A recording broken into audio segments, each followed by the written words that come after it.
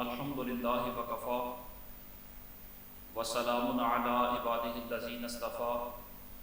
خصوصاً علی سید الانبیاء علیہ التحیۃ والثناء اما بعد فاعوذ باللہ من الشیطان الرجیم بسم اللہ الرحمن الرحیم محمد رسول اللہ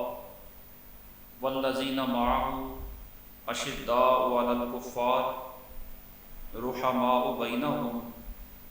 تراہم رکعا سجدا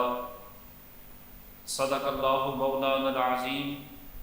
وبلغنا رسولہ النبی الکریم الامین ونحن علی ذلک لمن الشاہدین والشاکرین والحمد للہ رب العالمین ان اللہ وملائکتہ یصلون علی النبی یا ایہا الذین آمنوا صلوا علیہ وسلموا تسلیما الصلاۃ والسلام علیک یا سیدی یا رسول اللہ وعلی آلک واصحابک یا سیدی یا حبیب اللہ الصلاۃ والسلام علیک یا شفیع المذنبین وعلی آلک واصحابک یا رحمۃ للعالمین۔ بعد از حمد و ثنا، آج جمعۃ المبارک کی اس نشست میں حضرت سیدنا عثمان غنی رضی اللہ تعالی عنہ کے حوالہ سے آپ کی سخاوت کے چند جھلکیاں آپ کے سامنے عرض کرنا مقصود ہے۔ اللہ کریم کلمات حقہ کو زبان پر جاری و ساری فرمائے۔ حضرت سیدنا عثمان غنی رضی اللہ تعالی عنہ کا خاندانی تعارف یہ ہے کہ آپ اپنے والد ماجد کی طرف سے چھٹی پشت میں، پانچویں پشت میں عبد مناف پر ان کا سلسلہ نسب سرکار دو عالم صلی اللہ تعالی علیہ وسلم سے جا کر مل جاتا ہے۔ اس طرح ددیال کے اعتبار سے یہ حضور صلی اللہ تعالی علیہ وسلم کے قریبی لوگوں میں شمار ہوتے ہیں، اور ننیال کے اعتبار سے جو حضرت عثمان غنی رضی اللہ تعالی عنہ کی والدہ ماجدہ ہیں، ان کا نام ہے اروا، اور آپ کی نانی کا نام بیدا ہے، اور یہ جو حضرت عثمان غنی رضی اللہ تعالی عنہ کی نانی ہیں، یہ حضرت عبد المطلب یعنی سرکار کے دادا کی حقیقی بیٹی ہیں۔ اس اعتبار سے حضرت عثمان غنی رضی اللہ تعالی عنہ کی نانی سرکار کی سگی پھوپھی لگتی ہے، تو حضرت عثمان سرکار کی پھوپھی کی بیٹی کے بیٹے ہوئے۔ یہ بھی حضرت عثمان کا سرکار کے ساتھ قریبی ایک تعلق اور رشتہ ہے۔ آپ کا اسم گرامی عثمان ہے اور آپ کی کنیت ابو عبداللہ ہے، اور یہ ابو عبداللہ کنیت اس لیے ہے کہ حضور صلی اللہ تعالیٰ علیہ وسلم کی لخت جگر حضرت رقیہ رضی اللہ تعالیٰ عنہا سے اللہ رب العالمین نے انہیں ایک لخت جگر عطا فرمایا جس کا نام عبداللہ رکھا گیا۔ تو سرکار کے اس نواسہ عبداللہ کی بنا پر ان کے نام کی وجہ سے حضرت عثمان کی کنیت ابو عبداللہ قرار پائی، اور آپ کے جو القاب ہیں ان میں سے معروف لقب ذو النورین ہے، یعنی دو نوروں والا، اور اس کی وجہ بڑی معروف ہے کہ حضرت عثمان غنی رضی اللہ تعالی عنہ کے نکاح میں سرکار کی دو شہزادیاں یکے بعد دیگرے آئیں۔ پہلے حضرت رقیہ سے نکاح ہوا، ان کے وصال کے بعد حضرت سیدہ ام کلثوم رضی اللہ تعالی عنہا سے نکاح ہوا، تو سرکار کی دو شہزادیاں یکے بعد دیگرے ان کے نکاح میں آئیں،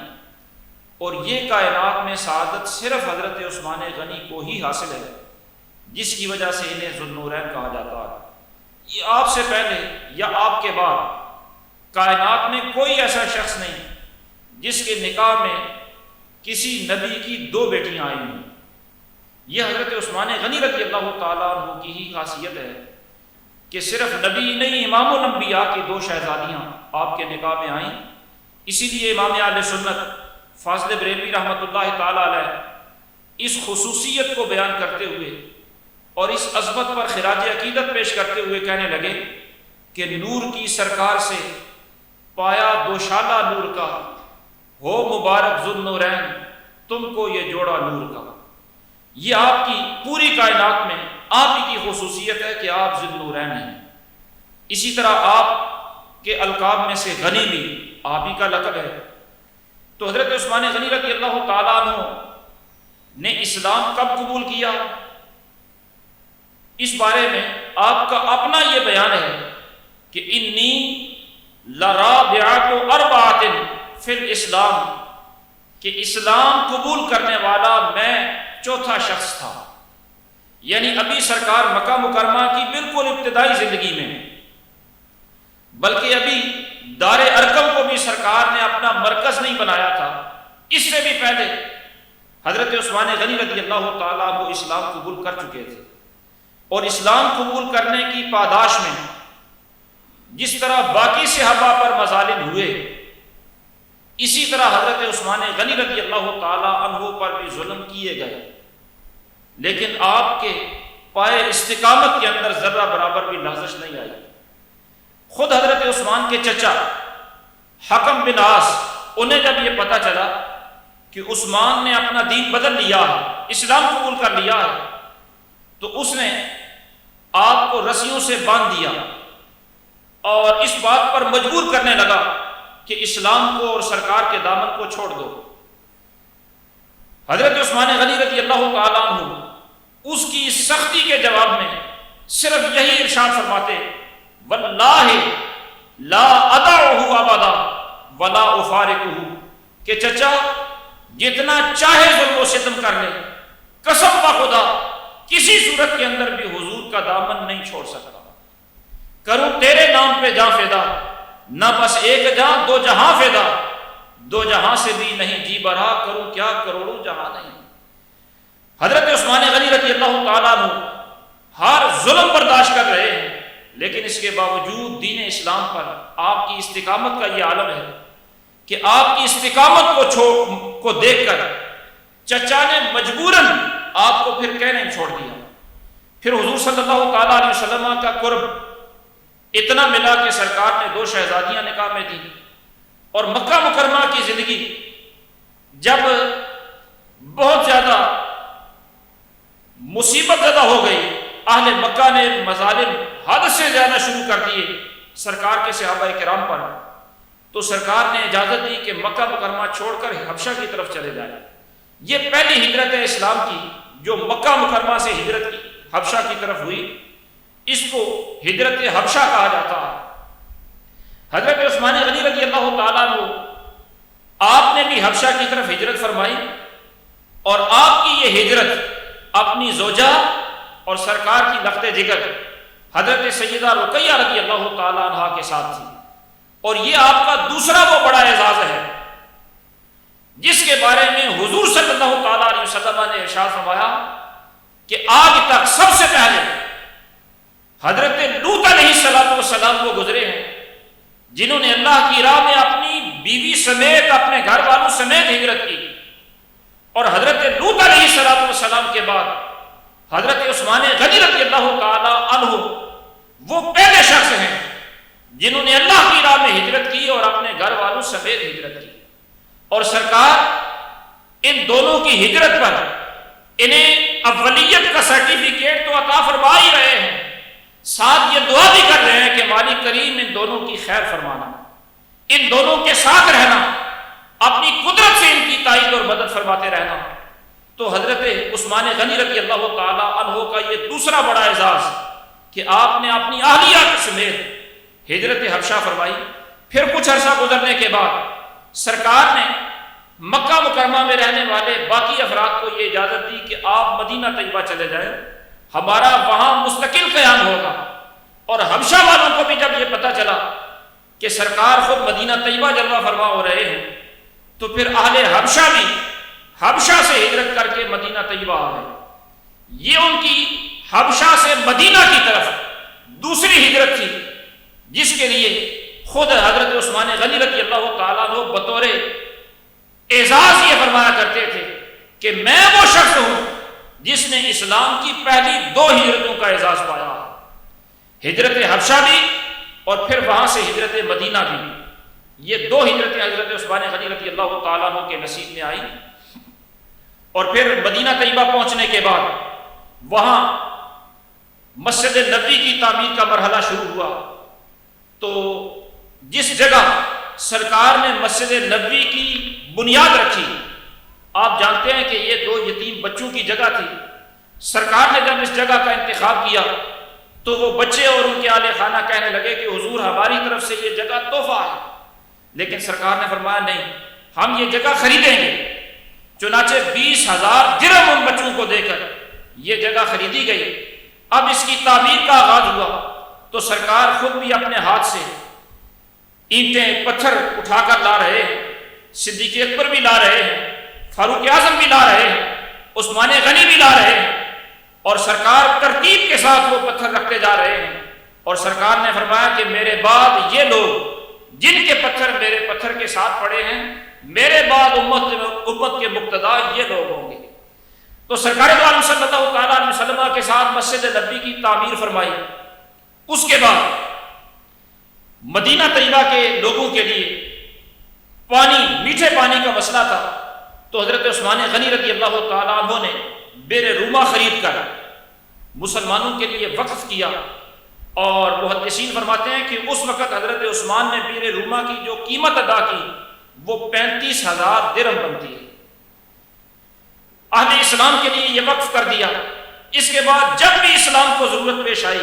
حضرت عثمان غنی رضی اللہ تعالیٰ عنہ کا غنا اور آپ کا جود و سخا اسلام کے لیے ہمیشہ پیش رہا. جب غزوہ تبوک کا موقع تھا تو یہ تنگی کا زمانہ تھا. اس تنگی کے زمانے کی وجہ سے اس کو جیش الاسرہ کہا جاتا ہے. اسرہ کا معنی ہی تنگی ہوتا ہے. تنگی کے اس زمانہ میں دور کا تبوک کا سفر اور اس لشکر کی تیاری کرنے کے لیے سرکار دو عالم صلی اللہ تعالیٰ علیہ وسلم نے اعلان فرمایا کہ جو اس لشکر کی تیاری کروائے گا، مدد کرے گا، اللہ رب العالمین اس کو جنت عطا فرمائے گا. حضرت عثمان غنی رضی اللہ تعالیٰ عنہ نے 950 اونٹ ساز و سامان سمیت اور 50 گھوڑے ساز و سامان سمیت اس لشکر کی خدمت کے لیے، تیاری کے لیے پیش کیے. اور باقی جو نقدی اور غلہ وغیرہ جو پیش کیا، میرے کریم آقا نبی اکرم صلی اللہ تعالیٰ علیہ وسلم کے سامنے اس غلے کے ڈھیر لگے ہوئے تھے. یعنی سواریاں اپنی جگہ پر، باقی سامان خرد و نوش کے سامان کے ڈھیر لگے ہوئے سرکار کی خدمت میں. اور سرکار ان ڈھیروں کے اندر اپنے ہاتھ ڈالتے جا رہے ہیں اور ان دیناروں کو اور غلے کے ڈھیر کو الٹ پلٹ کرتے ہوئے ارشاد فرما رہے ہیں کہ عثمان نے اتنی خدمت کر دی ہے کہ آج کے بعد عثمان کچھ بھی کرے، عثمان کا کوئی عمل بھی عثمان کے لیے نقصان دہ نہیں ہو سکتا. کوئی عمل بھی عثمان کے لیے نقصان دہ ہو ہی نہیں سکتا. یہ اتنی بڑی گارنٹی ہے کہ کوئی بندہ کسی کی گزشتہ زندگی کی گارنٹی تو دے سکتا ہے کہ اس کی زندگی گزشتہ ساری پاک صاف گزری ہے، اس کا کوئی جرم اس کے نامہ اعمال میں نہیں، لیکن آئندہ یہ کیا کرے گا اس کی گارنٹی کوئی بھی نہیں دے سکتا. لیکن یہ سرکار ہے جو حضرت عثمان غنی رضی اللہ تعالیٰ عنہ کو آئندہ زندگی کے بارے میں بھی یہ بشارت دے رہے ہیں کہ عثمان آئندہ زندگی کے اندر بھی کچھ بھی کر لے، اس کا کوئی عمل اس کے لیے نقصان دہ ثابت نہیں ہو سکتا. حضرت عثمان غنی رضی اللہ تعالیٰ عنہ کو اس جیش اسرہ کی تیاری کروانے کی وجہ سے مجہز و جیش الاسرہ کہا جاتا ہے. حضرت عثمان غنی رضی اللہ تعالیٰ عنہ نے سرکار دو عالم صلی اللہ تعالیٰ علیہ وسلم کی حیات ظاہری کے اندر ہمیشہ اپنا مال سرکار کے لیے، سرکار کے صحابہ کے لیے، سرکار کے دین کے لیے وقف کیے رکھا. سرکار ایک دفعہ اپنے صحابہ کرام کے ساتھ ایک لشکر کی تیاری میں مصروف تھے اور وہ بھی اتفاق سے تنگی کا زمانہ اور منافقین خوش ہو رہے تھے اور وہ چین بجبین تھے، اندر سے بغلے بجا رہے تھے کہ دیکھیں پلے کچھ ہے نہیں اور لڑنے چلے ہیں، ان کے پاس کھانے کے لیے بھی کچھ نہیں اور یہ جنگ کرنے کے لیے نکلے ہیں، جب منافقین کی ریشہ دوانیاں اور ہرزہ سرائیاں اس انداز سے حضرت عثمان غنی رضی اللہ تعالیٰ عنہ کو معلوم ہوئی تو اسی وقت پورے لشکر کی تیاری کے لیے آپ نے کافی سارے اونٹ اور غلہ پیش کیا اور عرض کیا یا رسول اللہ یہ خدمت کے لیے حاضر ہے۔ منافقین کو تان کا موقع ہی نہیں دیا، اور پھر سرکار دو عالم صلی اللہ تعالیٰ علیہ وسلم نے حضرت عثمان کی اس خدمت کو قبول فرما کر سرکار نے خود بھی دعا کے لیے ہاتھ اٹھائے اور صحابہ سے بھی فرمایا کہ عثمان کے لیے دعا کریں، اور سرکار دعا یہ کر رہے تھے کہ اے اللہ عثمان پر میں راضی ہوں، تو بھی عثمان پر راضی ہو جا۔ حضرت عثمان غنی رضی اللہ تعالیٰ عنہ سرکار دو عالم صلی اللہ تعالیٰ علیہ وسلم کے وصال با کمال کے بعد حضرت صدیق اکبر رضی اللہ تعالیٰ عنہ کا دور خلافت آتا ہے تو آپ جانتے ہیں کہ مدینہ طیبہ کے اندر قحط پیدا ہو گیا، اور اہل مدینہ اپنی غذا کے لیے، خورد و نوش کے لیے مجبور ہو گئے۔ چنانچہ وہ مجبور ہو کر امیر المومنین حضرت صدیق اکبر رضی اللہ تعالیٰ عنہ کی خدمت میں حاضر ہوئے اور عرض کرنے لگے حضور کوئی انتظام تو کر دیں، بچے ملک رہے ہیں۔ حضرت صدیق اکبر رضی اللہ تعالیٰ عنہ فرمانے لگے کہ انشاءاللہ آج شام تک اللہ تبارک و تعالیٰ تمہارے لیے غلے کا انتظام فرما دے گا۔ چنانچہ شام ہونے سے پہلے حضرت عثمان غنی رضی اللہ تعالیٰ عنہ کا 1000 اونٹوں پر لدا ہوا غلے کا ساز و سامان مدینہ طیبہ میں پہنچ گیا۔ اب ظاہر ہے مارکیٹ میں طلب ہے غلے کی، اور غلہ اس سے پہلے موجود نہیں ہے۔ جب حضرت عثمان کا غلہ مدینہ طیبہ میں آیا تو مارکیٹ میں ڈیمانڈ تو موجود ہے۔ اہل مدینہ کے تاجر آ گئے حضرت عثمان غنی کے پاس اور کہنے لگے کہ غلہ ہمیں سیل کر دیں۔ آپ فرمانے لگے کتنا نفع دو گے؟ وہ کہنے لگے 10 پر 2 درہم نفع دیں گے۔ آپ نے فرمایا نہیں، مجھے اس سے زیادہ نفع ملتا ہے۔ وہ کہنے لگے 10 درہم پر 5 درہم نفع لے لیں، یعنی 1.5 گنا منافع لے لیں۔ حضرت عثمان غنی رضی اللہ تعالیٰ عنہ فرمانے لگے نہیں، اس سے بھی زیادہ منافع مل رہا ہے۔ وہ کہنے لگے کس نے یہ بولی، کس نے آفر لگائی ہے؟ تاجر تو ہم ہیں اور سارے اکٹھے ہو کر آپ کے پاس آ گئے ہیں، اس سے زیادہ نفع کون دے رہا ہے؟ آپ نے فرمایا نہیں، کوئی ہے جو اس سے زیادہ نفع دے رہا ہے۔ اہل مدینہ مایوس ہو کر کہنے لگے کہ اگر کوئی ہے تو پھر اسی کو بیچ دے۔ آپ انہی تاجروں کے سامنے بیٹھے بیٹھے انہیں گواہ بنا کر ارشاد فرماتے ہیں کہ گواہ ہو جاؤ کہ میں نے یہ سارے کا سارا غلہ اللہ کی رضا کے لیے فقراء میں وقف کر دیا، اور فرمایا کہ مجھے تم تو 10 پر 5 درہم دے رہے تھے، مجھے میرا رب کریم 1 درہم پر 10 گنا منافع عطا فرمایا گا، اجر عطا فرمایا گا، اتنا منافع۔ لیکن یہ ہمت کا کام اور یہ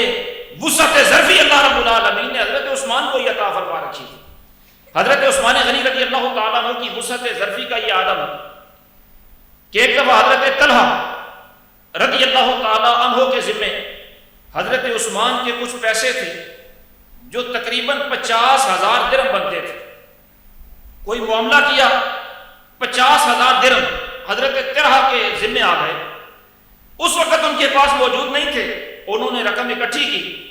اور اتفاق سے مسجد جاتے ہوئے حضرت طلحہ اور حضرت عثمان کی ملاقات ہو گئی، اور حضرت طلحہ کہنے لگے کہ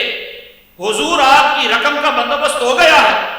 میں کہاں پیش کروں، کہاں وصول فرمائیں گے؟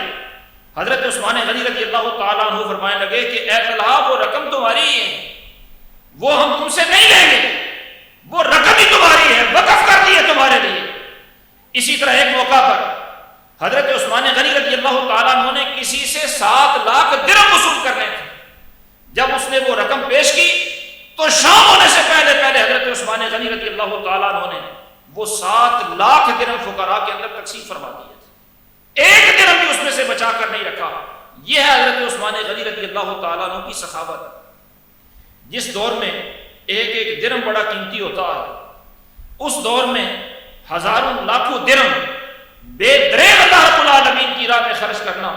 یہ حضرت عثمان کے حوصلے کا کمال ہے۔ اور پھر حضرت عثمان غنی رضی اللہ تعالیٰ عنہ آپ صرف ایسا نہیں ہے کہ جو مخصوص دوست ہیں انہی کے لیے آپ کی یہ سخاوت تھی، بلکہ ایک صحابی ہیں حضرت سعید بن یربو، ان کے بیٹے کہتے ہیں کہ میں ایک دفعہ مسجد میں گیا تو اتفاق سے میں نے دیکھا کہ مسجد کے اندر ایک بزرگ شخصیت لیٹی ہوئی ہے اور سر کے نیچے اینٹ ہے یا اینٹ کا ٹکڑا ہے، وہ سر کے نیچے رکھ کر آرام فرما رہے ہیں، اور چہرہ اتنا خوبصورت ہے، اتنا چہرہ خوبصورت کہ تو میں نے چہرہ دیکھا تو کھڑا ہو کر دیکھتے ہی رہ گیا۔ انظر اتعجب الی جمالہ، اس کے حسن و جمال نے مجھے حیرت میں مبتلا کر دیا، اتنا حسین چہرہ۔ جب مجھے اس طرح حیرت میں مبتلا ہو کر کھڑے دیکھا تو اس بزرگ نے مجھے اپنے پاس بلا لیا اور مجھے اس نے پوچھا کہ بیٹا تم کون ہو، کہاں سے آئے ہو؟ میں نے اپنے والد کا بتایا، اپنا تعارف، اپنے قبیلے کا بتایا۔ تو حضرت عثمان غنی رضی اللہ تعالیٰ عنہ وہ لیٹے ہوئے جو تھے، آپ نے مجھے فرمایا کہ بیٹا یہاں بیٹھ جاؤ۔ اب یہ نوبھارت صحابی کا بیٹا نہیں پہچان رہا کہ یہ کون ہے، لیکن وہ بزرگ فرماتے ہیں کہ یہاں بیٹھ جاؤ۔ وہ بیٹھ گئے اور تعارف پوچھنے کے بعد فرمایا کہ یہ جو نوجوان ساتھ بیٹھا ہے اس کو بلا کے لاؤ۔ نوجوان کو لایا گیا۔ حضرت عثمان غنی رضی اللہ تعالیٰ عنہ اس نوجوان سے فرمانے لگے کہ ایک بہترین لباس کھلا وہ بھی لے کے آؤ اور 1000 درہم بھی لے کے آؤ۔ وہ بہترین حلہ لے کے آیا، درہم بھی لے کے آیا۔ حضرت عثمان غنی نے میرا وہ سابقہ لباس تبدیل کروا کے وہ حلہ مجھے پہنایا اور ساتھ وہ 1000 درہم بھی مجھے عطا کیے۔ اور مجھے عطا کرنے کے بعد میں نے بڑا پوچھا کہ حضور آپ کون؟ فرمانے لگے مجھے پوچھ کر کیا کرو گے کہ میں کون ہوں، بس مجھے اتنا پتا چل گیا ہے کہ تم کون ہو، میرا کسی اور سے پوچھ لینا۔ وہ حضرت سعید بن یربوع کا بیٹا جب واپس آیا اپنے والد کے پاس تو کہنے لگا کہ آج تو مسجد میں بڑا عجیب منظر ہوا، ایک بزرگ تھے، میں تو انہیں نہیں پہچانتا تھا، انہوں نے میرا تعارف پوچھا تو اتنی میری سیوا کی، اتنی خدمت کی کہ بہترین لباس بھی پہنا دیا اور 1000 درہم بھی دے دیے، سابقہ کوئی جان پہچان بھی نہیں ہے۔ وہ والد کہنے لگے کہ ان کا شکل و صورت، ان کا حلیہ بتاؤ، وہ دکھنے میں کیسے تھے؟ وہ بیٹا کہنے لگا کہ حلیہ کیا بتاؤں، صرف اتنا سننے کہ ما انظر قط احسن منہ، کہ اس سے پہلے اتنا حسین بندہ میں نے کوئی دیکھا ہی نہیں۔ صحابت کا چرچا تو کر چکا تھا، حسن و جمال کا بھی جب تذکرہ کیا تو سعید بن یربوع کہنے لگے خدا کی قسم یہ کوئی دوسرا نہیں ہو سکتا، وہ مسجد میں لیٹنے والا سوائے عثمان غنی کے کوئی ممکن ہی نہیں ہے۔ اتنی صحابت اجنبی لوگوں کے ساتھ حضرت عثمان غنی کر سکتے ہیں، اور پھر وقت کا امیر المومنین ہے اور سادگی اتنی ہے کہ مسجد کے اندر ایک روڑا سا لے کر اور اینٹ یا اس کا ٹکڑا لے کر مسجد کے اندر ہی آرام فرما۔ حضرت عثمان غنی رضی اللہ تعالیٰ عنہ، آپ کی صحابت کا کیا کہنا، ہمیشہ اسلام کی خدمت کے لیے حضرت عثمان غنی کا مال حاضر ہی رہا ہے۔ مسجد نبوی کی جب توسیع کرنا چاہی حضرت عثمان غنی نے اپنے دور خلافت میں، تو مسجد نبوی کے قریب قریب جو مکانات تھے وہ ظاہر ہے بڑے بڑے جلیل القدر صحابہ کرام کے مکانات تھے، اور ان میں سے کچھ مکانات تو وہ بھی تھے جو سرکار نے خود اپنے صحابہ کو عطا فرمائے تھے۔ مثلاً مسجد نبوی کے بالکل قریب حضرت جعفر طیار رضی اللہ تعالی عنہ کا مکان تھا۔ اب اس توسیع کے منصوبے میں اس مکان کا نصف حصہ بھی مسجد میں شامل ہونا تھا، تو حضرت عثمان غنی رضی اللہ تعالیٰ عنہ وہ مکان کا نصف حصہ خرید کر مسجد میں جب شامل فرماتے ہیں تو آپ اندازہ فرمائیں کہ کتنی قیمت آپ نے ادا کی ہوگی۔ اس چھوٹے سے مکان کا نصف حصہ جب شامل کیا گیا حضرت جعفر طیار کی اولاد سے، جب وہ لے کر شامل کیا گیا تو حضرت عثمان غنی رضی اللہ تعالیٰ عنہ نے اس نصف حصے کا 1,00,000 درہم قیمت عطا فرمائی۔ یعنی فراخ دلی کے ساتھ آپ نے لوگوں کی خدمت کر کے مسجد نبوی کی توسیع کی، اور پھر صرف توسیع نہیں کی بلکہ مسجد نبوی کو پکا بنایا اور شاندار انداز سے بنایا۔ حضرت عثمان غنی رضی اللہ تعالیٰ عنہ، آپ کی سخاوت کا یہ عالم ہے کہ حضرت عثمان غنی رضی اللہ تعالیٰ عنہ کے در پر آنے والا، آپ کی خدمت میں کوئی بھی محتاج زندگی بھر جو بھی آیا ہے، آپ نے کبھی کسی کو خالی لوٹایا ہی نہیں، اور سخاوت کے ساتھ ساتھ حیا کا یہ عالم ہے کہ حضرت عثمان غنی کی حیا کے بارے میں سرکار خود یہ ارشاد فرماتے ہیں کہ عثمان میرا وہ ہے جس سے فرشتے بھی حیا کرتے ہیں۔ حضرت عثمان غنی رضی اللہ تعالیٰ عنہ نے بلا ضرورت کبھی اپنے سطر کو بھی نہیں دیکھا، اور آپ کی حیا کا یہ عالم کہ خدام کثرت سے آپ کے پاس موجود ہوتے، اور آپ کے پاس خدام کی اتنی کثرت ہوتی کہ ہر جمعہ کو آپ ایک غلام کو آزاد فرمایا کرتے تھے، اور اگر کسی جمعہ اتفاق سے غلام نہیں ملا تو آئندہ جمعہ حضرت عثمان غنی 2 غلام آزاد فرمایا کرتے تھے، اور جس دن آپ کا وصال ہوا حضرت عثمان غنی رضی اللہ تعالیٰ عنہ نے اس دن 20 غلام آزاد فرمایا۔ یعنی عرض کرنے کا مقصد یہ کثرت سے خدام آپ کے پاس موجود ہیں، لیکن اس کے باوجود رات کو جب آپ تہجد کے لیے اٹھتے تو آپ کوشش کرتے کہ میری کسی بھی حرکت کی وجہ سے کسی غلام کی نیند میں خلل نہ آئے۔ پانی بھر کر لانا ہوتا تو بھی آپ خود ہی لایا کرتے، کوئی بھی رات کو کام ہوتا تو آپ خود ہی کرتے۔ لوگ آپ سے عرض کرتے کہ حضور یہ اتنے خدام اتنے غلام آپ کے پاس موجود ہیں، انہیں کیوں نہیں فرما دیتے؟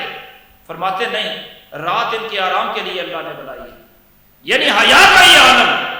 کہ بندوں سے آپ حیا اتنی فرماتے ہیں کہ ان کے آرام کا بھی لحاظ، اور ان کی اس